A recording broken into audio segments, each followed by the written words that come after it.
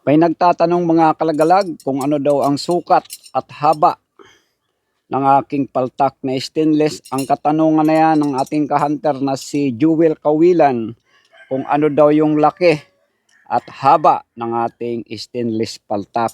Bago ko ibigay mga kalagalag ang sukat at laki ng stainless na to na ginagamit kong paltak, ay ipaiintindi ko muna sa inyo na ito ay nagawa, ay ginamitan ito ng grinder para tumulis itong ating dulo. At ito namang tenga na to ay ginamitan ito ng acetylene. Binaga ito mga kahunter para mas malambot kapag binaluktot ang tenga ng ating stainless paltak.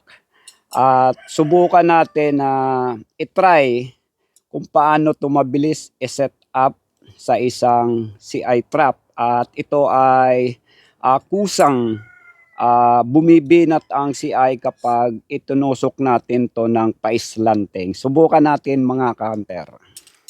Meron tayong isang haba ng bahayan mga kahunter at isubok natin na i-set up. At dito lang tayo po pwesto para makita natin.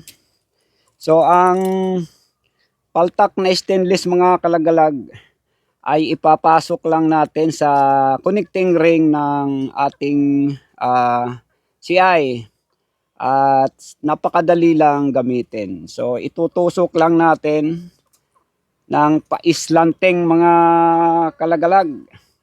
Islanting, wag nating ipatayo tulad ng ganito. Kasi mahirap pag nakatayo, itempla ang ating CI trap.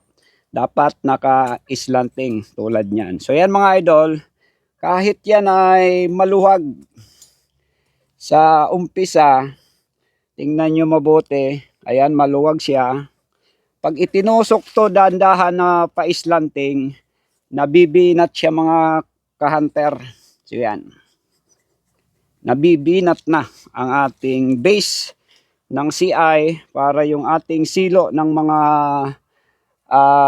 CI natin ay tumayo. So ito ang kinaganda mga kahunter sa stainless paltak na mabilis gamitin, lalo na kung ang inyong lugar ay mabato. Ito ay ginagamit ko dahil ang aking playground sa Mount Mayon ay mabato, mahirap magtusok ng bahe yung kahoy na paltak kasi malaki ang bahe, mahirap itusok sa lupa na mabato. Magaganda lang yung mga ganong paltak na bahe o stainless ang dulo na may kahoy kapag malambot yung lupa. Dito sa amin batuhan, kaya ang ginagamit namin ay stainless paltak na mas mabilis itusok kapag magse-set up ng CI. At ito ang sukat mga kahunter. Ang sukat o haba nito, yung laki. Ang laki ng stainless nito mga kahunter ay 10 mm. 10 mm yung kabilugan niya, yung laki niya ito.